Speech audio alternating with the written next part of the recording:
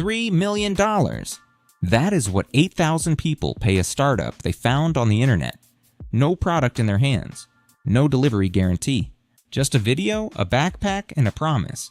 Now, to understand why that made complete sense at the time, you have to go back to 2014. Consumer drones are getting good. Like, really good. But getting one from your car to a shoot location feels like moving furniture. The arms extend wide. The rotors need padding. The whole thing demands a case the size of a small refrigerator just to travel safely. So every photographer who wants aerial footage has to make a choice. Either you commit to hauling serious gear, or you leave the drone at home. A young engineer in Toronto thinks that trade-off is completely unnecessary. His name is Claver Freire. He is 30 years old. He has spent years working as a flight design engineer at Bombardier, one of the largest aircraft manufacturers in the world. But he leaves that career behind to start a company called Dream Key because he believes the drone market is missing something obvious. He wants to build a drone that fits in a regular backpack. The product is called PlexiDrone, and the idea behind it is genuinely clever. So here is how it works. The drone is modular. It snaps together in under 60 seconds with no tools required at all. You pull the arms out of a purpose-built carrying bag, click everything into place, and you are ready to fly before most people have even finished unpacking their gear. The whole collapsed drone measures 15 by 15 inches. That is roughly the size of a thick laptop, small enough to fit in a hiking pack or a travel bag. When I saw the product, I think that it was a great idea. At the time, most consumer drones are really big, and you need a suitcase to carry it. So the idea of snapping apart the components into smaller pieces is mind-blowingly genius. But Freire is not just building a portable drone. He is pitching a complete aerial system that travels with you. The PlexiDrone comes in two configurations. The X4 is a 4-rotor quadcopter weighing just over 2 pounds. The X8 is an 8-rotor model built for heavier professional camera setups, coming in at around 3 pounds. Both versions fold down to the exact same compact footprint. Both connect to a companion app that works on iPhone, Android, and Windows. Now, what this app does puts it ahead of almost anything available to consumers at this point in time. You can operate multiple drones simultaneously from a single screen, one person controlling an entire fleet of aircraft at once. That kind of capability does not exist in the consumer drone market right now. Well, the features do not stop there. There is a follow me mode that uses GPS to automatically track wherever you move, no controller input needed. There is obstacle detection using ultrasonic sensing that can spot objects up to 32 feet ahead of the aircraft. The landing gear retracts during flight, giving the camera a completely clear view in every direction. And real-time voice alerts keep you informed about the status of your aircraft, so you never have to look away from the scene you are capturing. So you are looking at a portable, intelligent drone system that practically manages itself. All of it packing into a single backpack. But the hardware specs are only part of what makes this campaign feel so legitimate. Claver Freire is not a hobbyist with a dream. He is a trained aeronautical engineer with real aviation experience at one of the most recognized names in commercial aircraft. Dream Key operates out of a well-regarded university tech incubator in Toronto, which lends real institutional weight to the project. His co-founder, an industrial designer, brings the product design side together. The whole operation looks professional. Now, working prototypes already exist at the time of the campaign launch. You can actually watch them fly. Not animations, not concept renders. Real hardware, lifting off the ground and capturing footage. And in crowdfunding, if you can put a working product on video, you can earn a lot of people's trust very quickly. So on October 1st, 2014, Dream Key launches its Indiegogo campaign. The stated goal is $100,000. Well, they surpassed that number in the very first month. By November, the campaign is sitting at over $450,000. By early December, it crosses $1 million. When the campaign officially closes, Dream Key has raised nearly $3 million Canadian dollars from just over 8,000 backers spread across multiple countries. But this is not just a successful campaign. This is the most successful Indiegogo campaign in Canadian history at that point in time. Tech publications named PlexiDrone one of the 5 coolest crowdfunded drones of the year. A major Canadian camera retailer officially signs on as a distribution partner.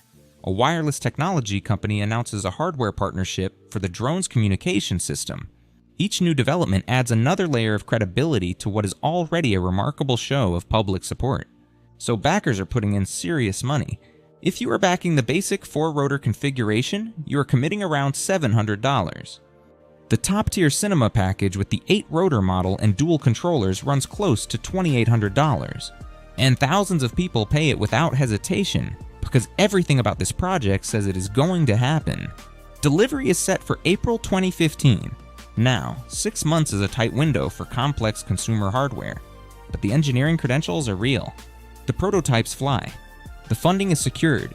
A major retailer is already planning to carry the product, and the communication from the company is steady and confident throughout the entire campaign period. And nothing ships. DreamKey sends an update. They need a bit more time. Shipping will now begin in September. The tone is calm and reassuring. The company is still active and communicating.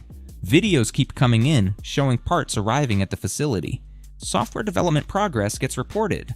You are disappointed, but you are not panicking yet. Things take longer than expected.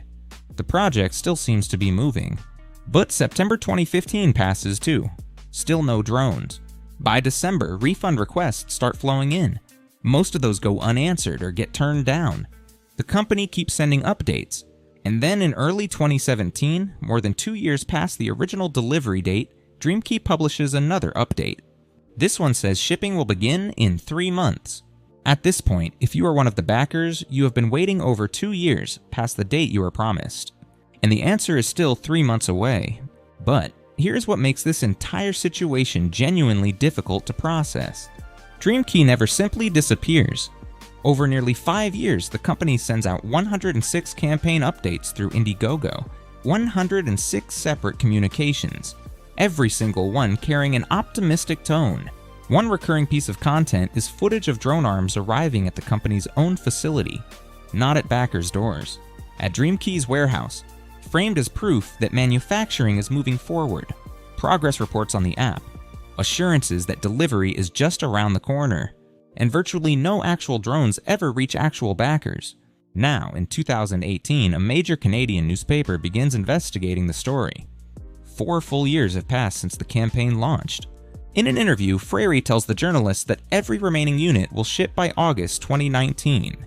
But what makes this even harder to believe is what Indiegogo itself does around this time. After DreamKey submits videos and photos of supposed production activity, the platform officially certifies the campaign and updates its page to say the company has mass-produced the final product and started shipping to backers. Except drones are still not shipping. Indiegogo eventually pulls that certification, but the platform had already publicly vouched for a claim that was not true.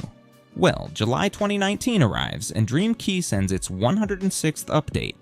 That is the final communication the company ever sends to its backers. After that, nothing. Because this is where everything stops adding up.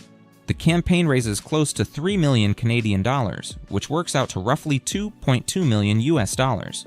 Of that entire amount, only around $250,000 is ever reportedly refunded to backers. That is somewhere between 8 and 10% of the total raised. The remaining $2.5 million or so is simply unaccounted for. No financial report is ever released. No breakdown of expenditures? No explanation for why a company with this level of funding cannot either deliver its product or return the money to the people who trusted it. But the backers are real people carrying real losses. A retired backer loses around $1,200 and cannot get a single response from anyone connected to the company. A physician from Nova Scotia puts in over $700 and gives up after exhausting every channel available to her. One backer spends close to $2,800 on the full cinema package and receives absolutely nothing in return. An online group forms with nearly 800 members sharing their experiences, comparing notes, and trying to coordinate any kind of meaningful response. People file complaints with the Federal Trade Commission and contact government agencies in Canada. Some try to push Indiegogo to step in and take action. The platform investigates and concludes that DreamKey has not violated its terms of use. And at one point, DreamKey does offer refunds to certain backers. But there is a condition. If you have said anything negative about the company online, you have to delete it first.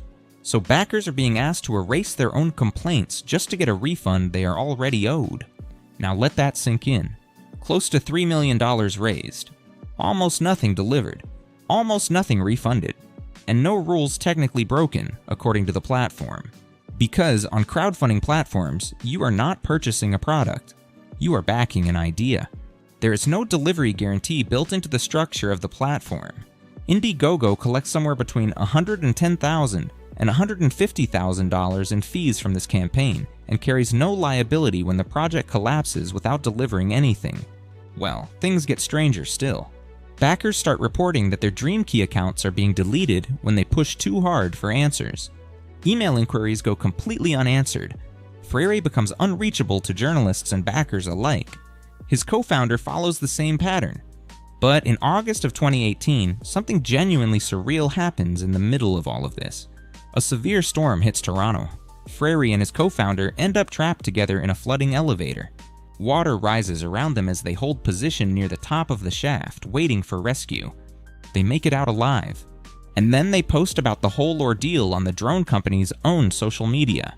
Nearly 4 years into a campaign that has delivered essentially nothing. Thousands of backers with no recourse. And the founders are posting elevator survival updates on the drone company's social media. But by the early 2020s, the picture is completely clear. Freire and his co-founder have started a new company called Healthful Plus. They are now manufacturing and distributing face shields and personal protective equipment. A completely different product, a completely different market, a fresh start. And if you are one of the over 8,000 people who put money into PlexiDrone, you are still waiting for something that is never going to arrive. No drones, no refunds for the vast majority, no criminal charges ever filed, no successful legal action taken. Federal Trade Commission complaint records mention PlexiDrone by name, with backers describing it as fraud. An online petition demands accountability. None of it leads to any meaningful consequence for anyone involved.